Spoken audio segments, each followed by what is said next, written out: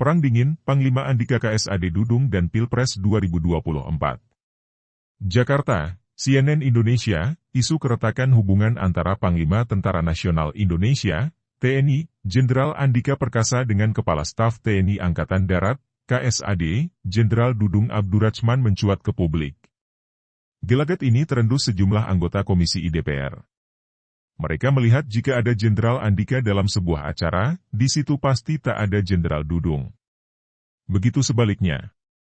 Misalnya saat upacara pembukaan latihan bersama, Latma, Super Garuda Shield pada Agustus lalu. Dalam acara itu Andika hadir, namun Dudung absen. Kemudian saat rapat kerja dengan Komisi DPR RI baru-baru ini, Andika datang bersama jajarannya, namun Dudung tak hadir. Dudung mengaku sedang melakukan kunjungan kerja keluar kota. Terbaru dalam upacara pengukuhan komponen cadangan, Komcat, 2022, Andika yang absen. Sementara Dudung hadir. Kabar ketidakharmonisan ini ditengarai dipicu anak Dudung yang gagal mengikuti seleksi Akademi Militer, Akmil. Namun, Andika menepis isu tersebut. Menurutnya, anak Dudung telah tergabung dalam Akmil. Di sisi lain, Dudung juga mengaku tak memiliki masalah dengan Andika. Menurutnya, perbedaan pendapat antara Panglima dan KSAD itu biasa. Dudung menegaskan selalu mengikuti perintah Panglima. Pengamat bidang militer dan pertahanan Koni Rahakundini menilai sikap Andika serta Dudung bakal berdampak kepada institusi TNI. Koni menyebut ketidakharmonisan dua Jenderal Bintang 4 itu dapat memicu hubungan tidak sehat antar bawahan. Paling fatal ini akan bisa memecah belah TNI, tidak hanya antara Panglima dan KSAD, tapi bisa juga kepada seluruh prajurit TNI. Karena ini akan berdampak tidak sehat pada pasukan, apalagi ini akan berdampak pada kohesi dan integrasi angkatan, kata Koni kepada cnnindonesia.com, Jumat 9 September. Koni mengatakan mereka harus menyelesaikan masalah ini agar tidak muncul opini persaingan antara Andika dan Dudung. Dalam kasus ini, ia juga menilai Dudung terkesan lebih arogan daripada Andika. Koni kemudian mewanti-wanti keduanya terkait tupoksi mereka dalam Undang-Undang Nomor 34 Tahun 2004 tentang TNI. Dalam pasal 15 disebutkan 12 tugas dan kewajiban Panglima TNI. Sementara dalam pasal 16 mengatur 4 tugas dan kewajiban KSAD.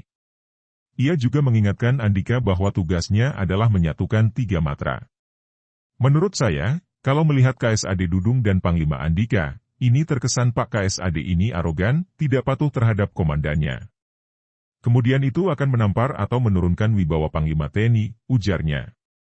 Lebih lanjut, Koni berpendapat partai politik, parpol, yang mulai menggaet nama-nama yang masih aktif sebagai pejabat TNI membuat potensi hubungan mereka semakin tidak akur.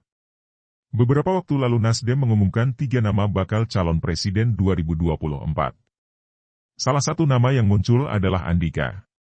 Sementara nama Dudung juga digadang-gadang menjadi calon wakil presiden imbas popularitasnya yang melonjak belakangan ini lantaran sejumlah aksi dan pernyataan kontroversialnya yang berhasil menarik perhatian publik. Kalau kita mau mengoreksi TNI hari ini, kita juga harus mengoreksi sipil kita. Apakah kita sudah mampu melepaskan diri mengganggu mereka ke dalam politik aktif? Karena itu sangat berpengaruh menurut saya, kata Koni. Berbeda dengan Koni, pengamat militer dan pertahanan dari Institute for Security and Strategic Studies, ISES, Hairul Fahmi berpendapat isu kerenggangan hubungan antara Panglima TNI dan KSAD yang terjadi akhir-akhir ini tidak akan berdampak begitu besar pada TNI. Dengan syarat, keduanya tetap profesional dan menjalankan tupoksi masing-masing. Hairul juga tak mempersoalkan apabila benar terdapat masalah personal dari keduanya.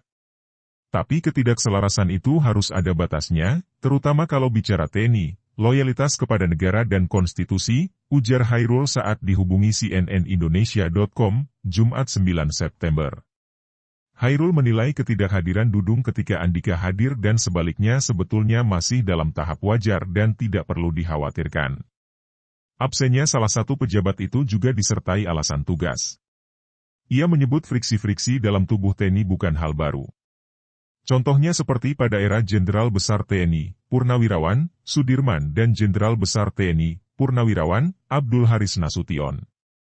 Ini masih normal menurut saya, yang sebelumnya bahkan saya kira lebih parah. Zaman Pak Menteri Pertahanan Ria Mizard Triakudu dan mantan Panglima TNI Pak Gatot Nurmantio. Rumor ketidakcocokan dan kabarnya sempat mengeras. Tapi toh masing-masing mereka bisa menyelesaikan tugas sampai akhir, katanya.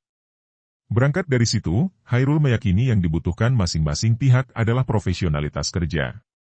Mereka harus sama-sama profesional, mengedepankan profesionalitas, imbuhnya. Hairul pun menyentil parpol di Indonesia yang genit terhadap pejabat TNI yang masih aktif. Menurutnya, memang tidak ada larangan baik bagi Andika maupun Dudung nantinya berlabuh pada kontestasi politik. Namun, mereka tidak boleh melakukannya saat masih aktif menjabat sebagai pimpinan dalam tubuh TNI. KHR, Fra.